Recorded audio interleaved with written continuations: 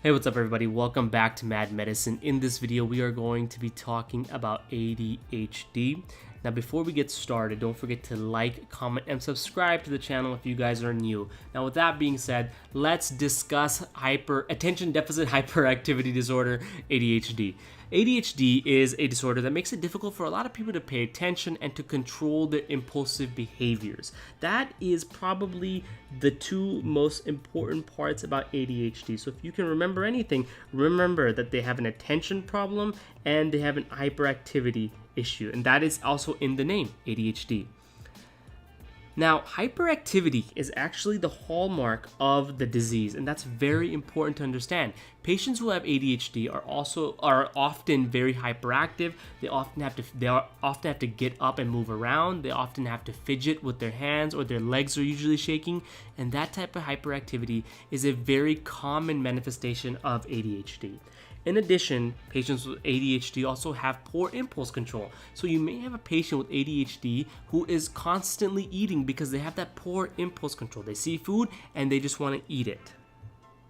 They can also have impaired social and school functioning. Now, a lot of times when people hear impaired school functioning, they think that someone with ADHD may have a low IQ. But the truth is that's actually not the case. People with ADHD actually have normal intelligence. So these students are normal IQ, they have normal intelligence, they actually do good on tests. But the problem is they struggle to pay attention in class, and because they struggle to pay attention, they get in trouble, and that can impair their school functioning. So that's why they actually struggle in school. Now, the way I think about ADHD at the end of the day is this gift right here that sums it up. This little girl right here, the super hyper girl, reminds me of someone who has ADHD.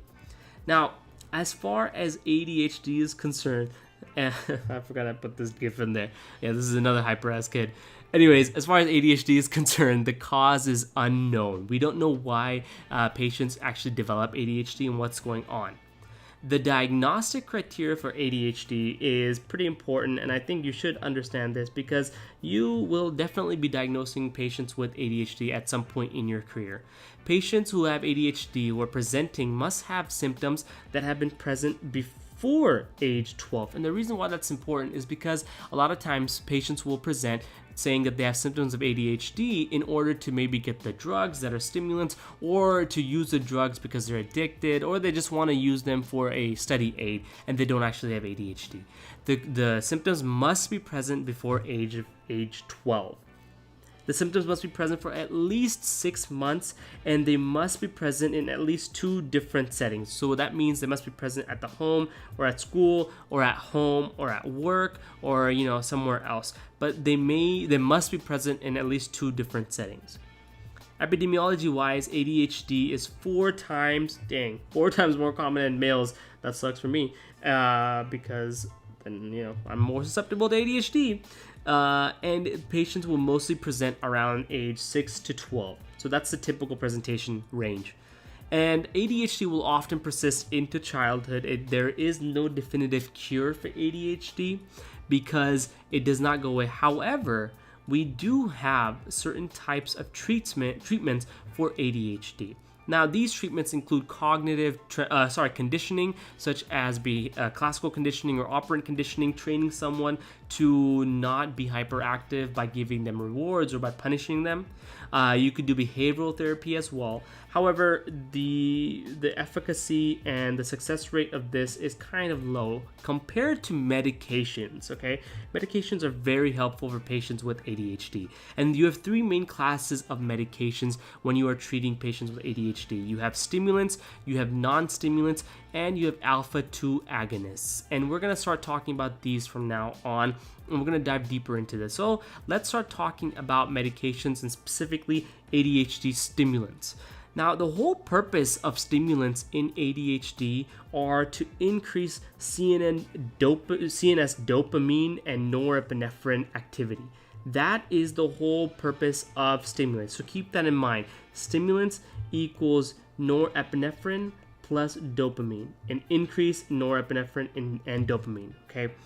And the way it does that is by having the hyperactivity persist, but through a external chemical pathway, i.e. the medication. So the mechanism of action of ADHD is such that a person will be hyperactive in order to cause an increase in CNS dopamine and norepinephrine levels. Now, because they're hyperactive, that is causing, the increase. Now, if you supplement the increase in dopamine via a external medication pathway, if you give medication that causes an increase in norepinephrine and dopamine, well, at the end of the day, the patient will have no need to actually be hyperactive because they're being stimulated through the medication. That's pretty much the whole concept of ADHD medication stimulants. Now, stimulants are going to improve ADHD symptoms, and like I said,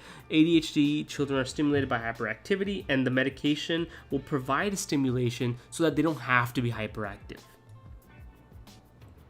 As far as medications are concerned, there are three main stimulants you should be aware of. The first one is methylphenidate, also known as Ritalin, amphetamine, also known as Adderall, and dexamethylphenidate, which is Focalin. I'm sure a lot of you guys have heard of this, especially going through college. A lot of people are on Adderall, a lot of people are on Ritalin in order to help them focus because the stimulants, it has the same effect as caffeine in a sense, but a very high dose.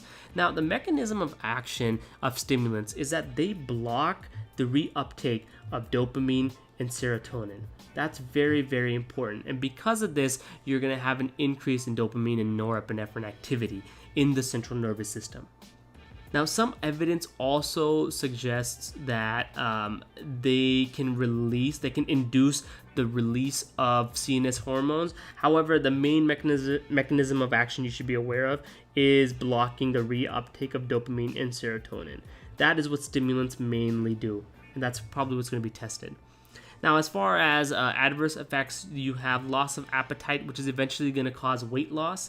You can have insomnia, because keep in mind, this is a stimulant that keeps the person going, keeps their mind going, and therefore they may experience insomnia, and also abuse. Now, this is very, very important because a lot of people may present for ADHD simply because they want this medication to abuse it. So just keep that in mind. Now, in order to treat ADHD with a non-stimulant way, you can use the drug Adamoxetine. Adamoxetine is a non-stimulant first-line treatment for ADHD. And the benefits of Adamoxetine is that it causes less insomnia and loss of appetite. Think about it. It's not a stimulant. And the stimulant is the main reason you have insomnia, you have loss of appetite, and you have increased weight loss. The way this works, Adamoxetine, is by a selective norepinephrine reuptake inhibitor. Now, whereas stimulants worked with dopamine and serotonin, stimulants did dopamine, let's write that down, dopamine plus serotonin, okay? Non-stimulants like Adamoxetine, attaboy! Adamoxetine is gonna inhibit norepinephrine. Okay, that's the important part to understand. That's what it's gonna inhibit. Now, because there is no direct effect on CNS dopamine system, you are not gonna have an abuse potential with Adamoxetine, and that's another benefit because the dopaminergic effects of stimulants cause the euphoria, which increases the likelihood of having someone abuse stimulants. Well, with Adamoxetine, you're not affecting the dopamine system at all. You have no dopamine activity, therefore you have no abuse potential with Adamoxetine. So not only is it a non-stimulant first-line treatment for ADHD, it also has a very low abuse potential. Now, finally, the last classification of ADHD medication are the alpha-2 agonists. The alpha-2 agonists. And there are two main drugs in this class. The first one is clonidine, which is an old hypertensive medication. And the key thing you want to understand is that they have very high rates of sedation. So this is not something you want to prescribe without considering the side effect. And finally, you also have guanfacine, which is a second-line treatment. This is not first line, this is second line. And the mechanism of action is it activates alpha-2 receptors in the prefrontal cortex to increase the activity of the brain. And this actually ends up helping with the regulation of attention and behavior. Now, just to recap, ADHD medications, you have stimulants in which you have methylphenidate, you have amphetamine, and you have dexamethylphenidate. In the non-stimulant category, you have adamoxetine, and finally, in the alpha-2 agonist category, you have clonidine and guanfacine. And with that being said, ladies and gentlemen, we have covered ADHD completely. Thank you so much for watching. Don't forget to like, comment, and subscribe to our channel. And when you subscribe, don't forget to hit the bell notification so you can get notified every time we post a new video. And with that being said, thank you so much for watching. We will see you guys back here real soon.